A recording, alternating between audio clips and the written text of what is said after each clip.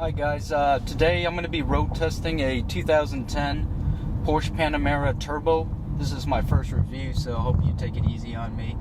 I'm going to try to explain the little tidbits about this Porsche Panamera, what it's all about.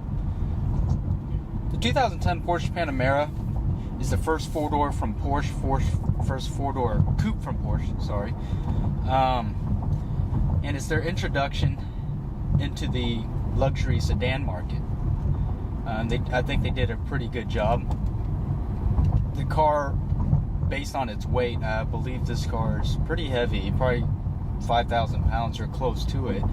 However, it feels like you're driving a lightweight 911. You never feel that weight. I mean, everything's very light, doesn't feel heavy, and I think that's one thing a lot of people are going to appreciate about this car versus, for example, Mercedes S-Class. The car, you can feel the bulk of that weight, and the car does not feel agile, whereas in this car, lane change maneuvers are really easy. It's extremely lightweight. Probably has to do with their steering system.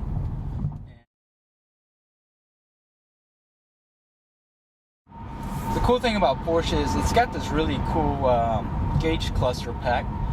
One of the gauge cluster is a real-time full color display, just like the display you see right in front of you here showing our navigation. And on this display in the gauge cluster, it allows you to look at real-time navigation, just as good as this. So I mean, you don't even have to be looking at this one. You can just look straight at the road, and then the navigation display is right in front of you. It's very convenient. It also allows you to scroll through different functions, see Bluetooth, tire pressure, sport chrono, and other various items. And for those that aren't familiar with Porsches, the sport chrono function is probably one of the must-have options for any Porsche you buy. Sport chronos allow you to take the car to the track, time your lap times, get your best lap time, and gauge the performance of the car. Not only does it do that, it allows you, once you get Sport Chrono, you also add Sport Plus, which allows you to make the car a little bit more aggressive in the way it shifts, the way it drives. It changes all the power points, and there's also an increased boost of horsepower when you push the Sport Chrono button. Let's try it out. Pass this car right here.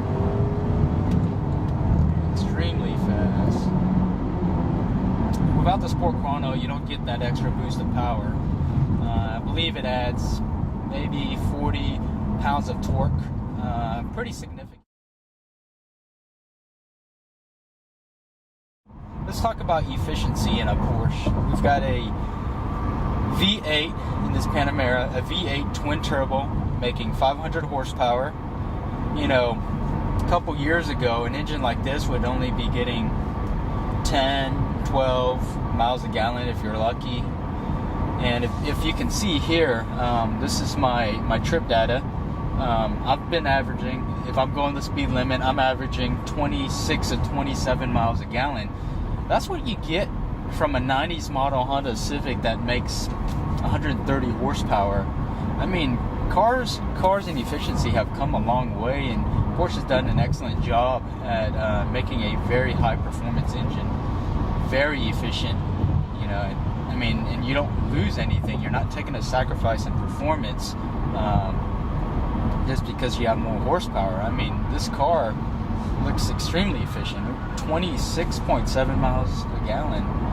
That's pretty crazy. And I've driven so far 2.5 miles, and that's the type of mileage I'm getting at freeway speeds. And I'm averaging 65 miles an hour, so speed limit. Even if I wanted to go faster, I think I'd still get over 20 miles a gallon for this type of performance, and that's a lot to say for an engine like this.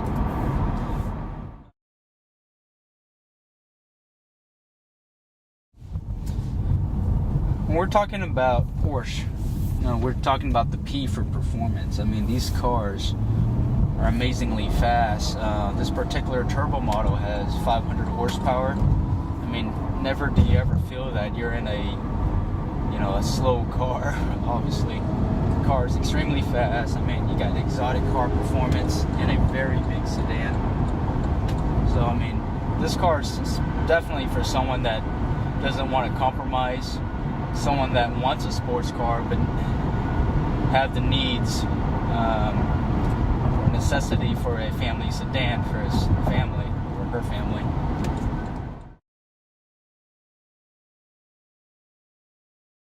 Let's talk about creature comforts in this Panamera. You got the whole interior is full of luxury. I mean, you've got sumptuous leather, double French stitch style stitching throughout the car, suede headliner. Alcantara headliner. We've got dual comfort zone AC. The passenger wants it warmer, you want it cooler, you can do that. I want my fan high speed, they want low speed, you can do that. We've got heated seats, cooling seats. I got a heated steering wheel, fully adjustable power seats. Excuse me.